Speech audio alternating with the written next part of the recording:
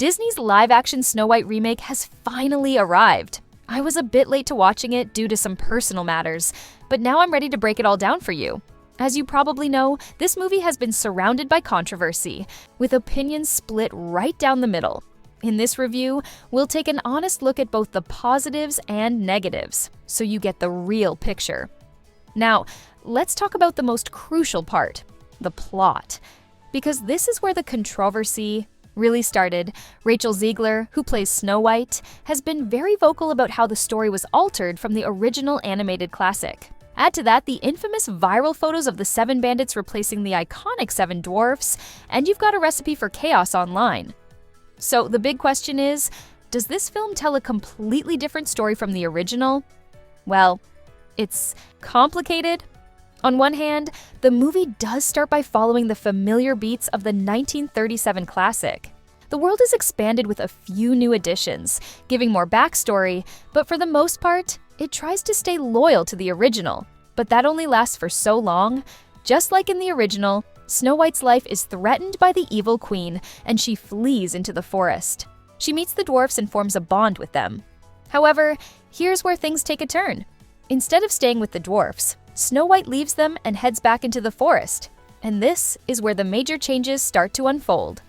Rather than sticking with the dwarves, she encounters 7 bandits instead. And at this point, it's clear that this was the direction the filmmakers originally wanted to take, until they faced massive backlash. In response, they added the dwarfs back in, but at a huge cost to the narrative flow. The bandit subplot feels completely out of place. Only 2 of them even have speaking roles: Jonathan, the leader, who essentially replaces the prince, and one other character. The bandit with the crossbow is one of the few who actually speaks, but the rest? Completely silent. The entire subplot feels underdeveloped. It's as if we were supposed to get more of their story, but the filmmakers decided to cut it down at the last minute. There's even a moment where the crossbow-wielding bandit mentions another bandit by name, and you can immediately tell this was meant to be part of something bigger. But instead of giving us any real context, the movie just moves on, leaving audiences completely lost. It's pretty obvious that the bandits were originally meant to be a major storyline, but after the intense backlash, the studio scrambled to salvage the film by bringing back the dwarfs. The sudden shift between the dwarfs and the bandits throws off the pacing entirely. The story constantly jumps back and forth, leading to a lot of unnecessary filler scenes. Instead of driving the plot forward, these moments feel like they exist just to pad the runtime and awkwardly stitch together the classic elements of the original story with the new changes. At one point, Snow White returns to the dwarfs with the bandits, but then the bandits just leave in yet another unnecessary scene. Why were they even there? Of course, we eventually get to the poison apple sequence. Snow White dies, and instead of a traditional prince, Jonathan, the bandit leader, revives her with true love's kiss, and then comes the finale, which is somehow even more underwhelming. Snow White marches into the castle, declares that she's kind and the queen is evil, and just like that, the entire town turns against the queen. The moment feels rushed and completely unearned. If Snow White was always going to stand up to the queen, why didn't she just do that in the beginning? The film tries to suggest that Snow White lacked confidence up until this point, but that character arc falls flat because she spends most of the movie wandering aimlessly without much direction. The pacing is all over the place, unlike the original animated film, which kept the tension high as the evil queen plotted against Snow White. This version never settles into a proper rhythm. It constantly jumps between different subplots and characters, making it hard to feel emotionally invested in Snow White's journey.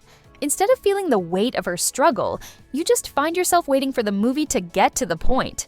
Despite its many flaws, I have to admit that there were a few moments I genuinely enjoyed.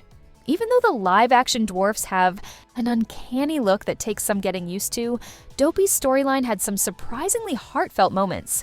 His character arc was one of the few that actually felt meaningful. And for a brief moment, the film managed to capture some of the magic of the original. Disney's latest live-action remake of Snow White has finally hit theaters. And after all the controversy, anticipation, and behind-the-scenes drama, does it live up to expectations? Well, the answer is complicated. While the film does have a few bright spots, the negatives overshadow the positives, leaving audiences with an experience that feels corporate, uninspired, and ultimately forgettable.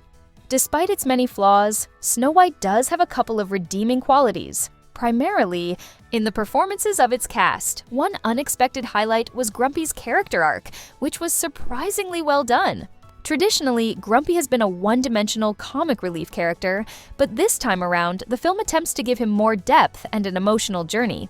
This added nuance makes his character more engaging and offers one of the few emotionally resonant moments in the entire film. Regardless of how people feel about Rachel Zegler's off-screen comments or the controversy surrounding her casting, one thing is undeniable: she can sing.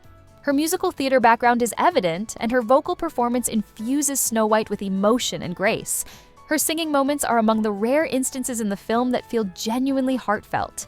If only the rest of the film had matched the authenticity of her musical performance.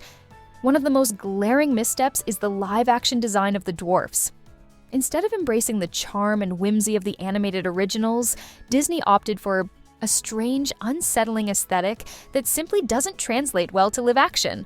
While the actors did their best with the material, the awkward appearance of the dwarfs made it difficult to take their scenes seriously. On a technical level, Snow White is visually polished and high budget, but the cinematography does not complement the story. Instead of feeling like a rich, immersive fairy tale world, the film looks too clean, too artificial, more like a stage theme park attraction than an actual living, breathing fantasy realm.